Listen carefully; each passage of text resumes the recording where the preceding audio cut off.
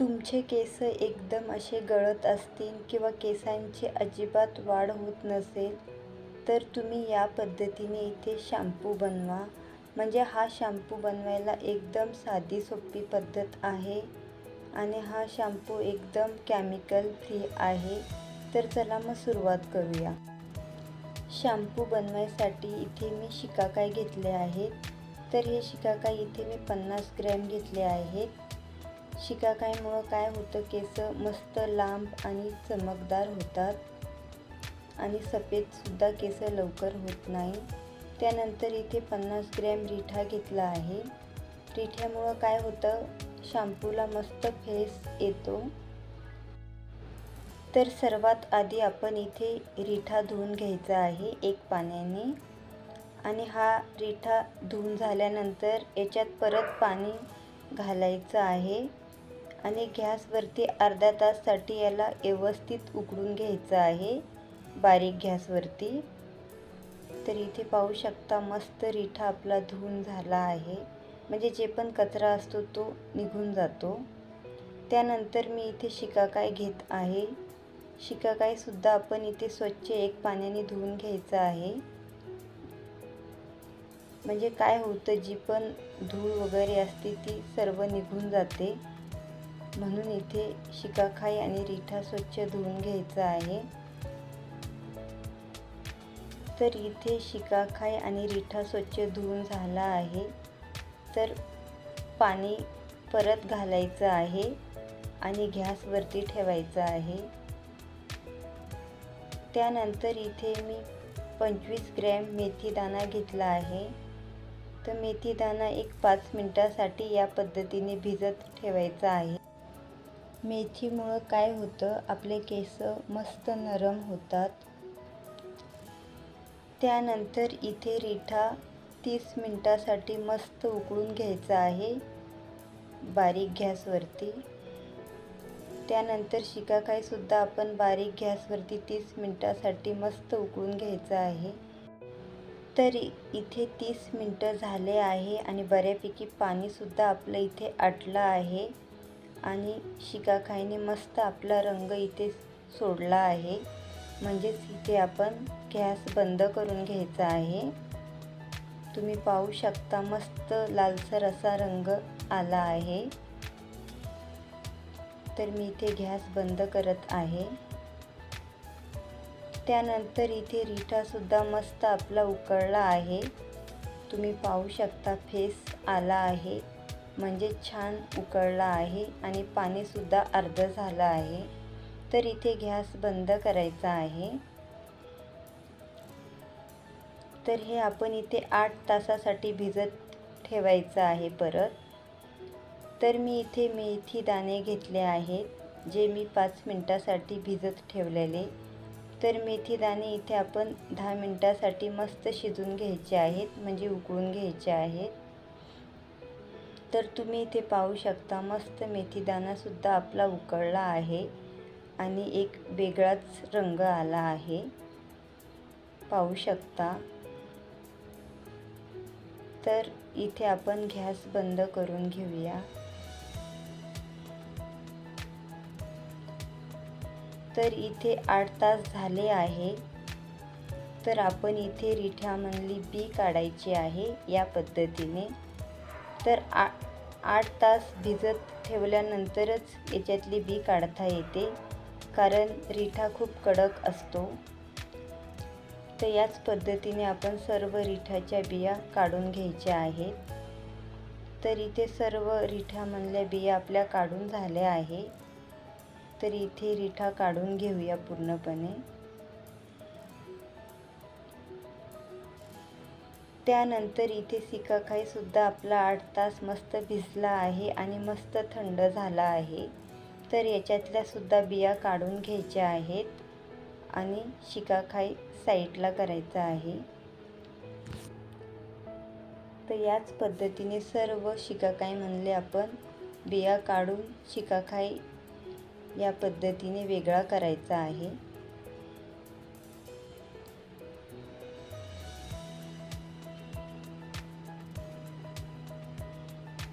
तर इथे सर्व शिकाकाईच्या बिया वेगळ्या करून झाल्या आहे. तर आपण हे मिक्सरमध्ये बारीक करून घ्यायचं आहे. तुम्ही पाहू शकता मस्त हे नरम पडलं आहे. तर याला आपण मिक्सरमध्ये बारीक करून घेऊया. तर यात शिकाकाईचं जे पाणी राहिले त्यातलं थोडंसंच पाणी घ्यायचं आहे आणि मिक्सरमध्ये मस्त बारीक करून घ्यायचं आहे. तर तुम्ही इथे पाहू शकता मस्त असं शिकाकाई आपलं बारीक झालं आहे आणि फेससुद्धा खूप आला आहे. तर राहिलेलं शिकाकाई ते सुद्धा आपण याच पद्धतीने इथे बारीक करून घेतलं आहे.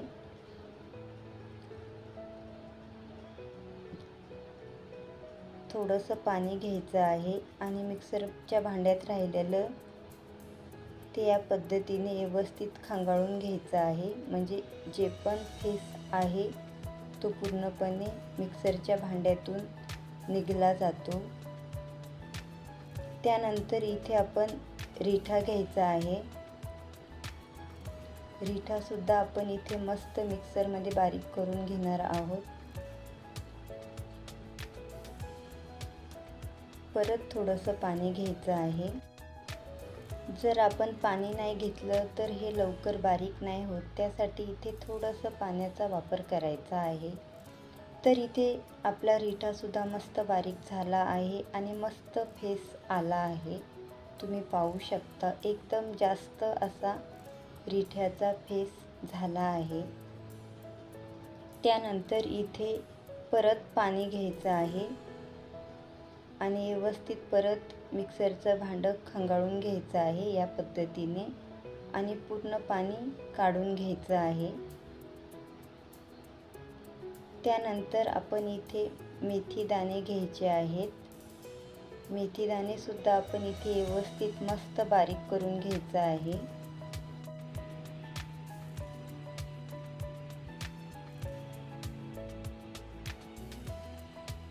तर इथे मेथी दाणे सुद्धा मस्त बारीक असं पेस्ट आपली तयार झाली आहे.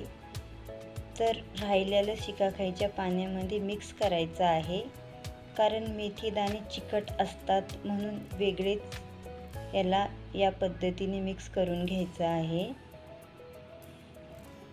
तर तुम्ही पाहू शकता मस्त फेस आला आहे शिकाकाईच्या पाण्यामधून आणि रिठाच्या पाण्यामधून. तर आपण एक इथे मोठं भांडं घ्यायचं आहे आणि एक चाळण घ्यायची आहे आणि त्यावरती हा शॅम्पू या पद्धतीने गाळून घ्यायचा आहे. हवे असेल तर तुम्ही इथे एक कॉटनचा कपडा ठेवा आणि त्याच्यावरती हे पूर्ण शॅम्पू गाळून घ्या. पण मी इथे चाळण ठेवत आहे म्हणजे जरा लवकर गाळल्या जातं, म्हणजे व्यवस्थित शॅम्पू इथे नितळला जातो.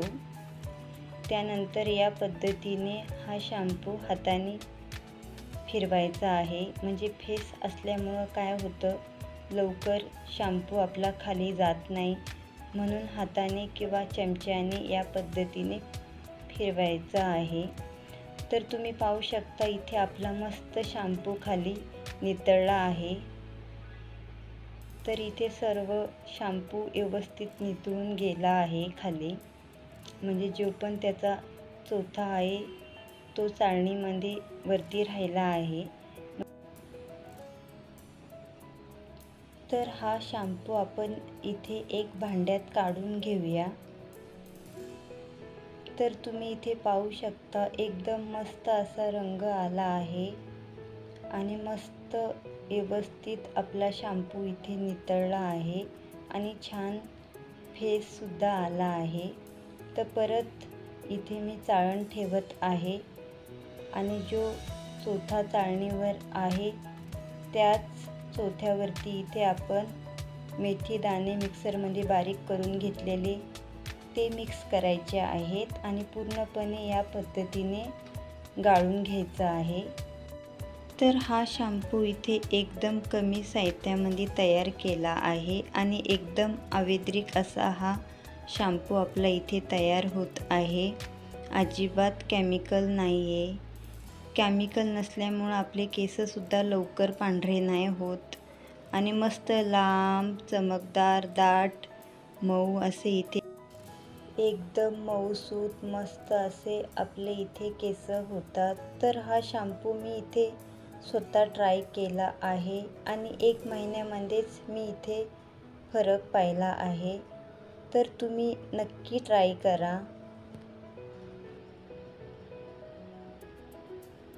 त्यानंतर शॅम्पूमधला जो पण चोथा आहे त्याच्यात जास्त नाही, एक अर्धा ग्लास पाणी घ्यायचं आहे आणि या पद्धतीने व्यवस्थित हाताने पूर्णपणे नितळून घ्यायचं आहे, म्हणजे राहिलेला फेस पूर्णपणे निघून जातो. त्यानंतरनं हे सर्व पाणी आपण इथे शॅम्पूमध्ये मिक्स करून घ्यायचं आहे. त्यानंतर परत इथे एक कॉटनचा कपडा ठेवायचा आहे आणि राहिलेला चोथा कॉटनच्या कपड्यावरती या पद्धतीने घालायचा आहे आणि पूर्णपणे हाताने या पद्धतीने दाबून पूर्णपणे फेस काढून घ्यायचा आहे. तुम्ही पाहू शकता पूर्ण फेस इथे निघत आहे आणि त्यानंतर हा चोथा टाकून द्यायचा आहे, म्हणजेच फेकून द्यायचा आहे. तर इथे पूर्णपणे आपला शॅम्पू तयार झाला आहे. तर एक तुम्ही काचेच्या बाटलीत किंवा बरणीत काढून घ्यायचा आहे आणि जर तुम्हाला जास्त दिवस हा शॅम्पू पाहिजे असेल 1 महिन्याभरासाठी तर हा शॅम्पू तुम्ही फ्रीजमध्ये ठेवा आणि 15 दिवसासाठी जर पाहिजे असेल तर तुम्ही हा शॅम्पू बाहेर ठेवा. पण हप्त्यातून एकदा हा शॅम्पू गरम करून घेत जावा, म्हणजे जास्त दिवस टिकतो. जर तुम्हाला माझा शॅम्पू आवडला असेल तर चॅनेलला नक्की सबस्क्राईब करा आणि लाईक करा आणि असे छान छान व्हिडिओ पाहण्यासाठी भेटू पुढच्या व्हिडिओमध्ये. धन्यवाद.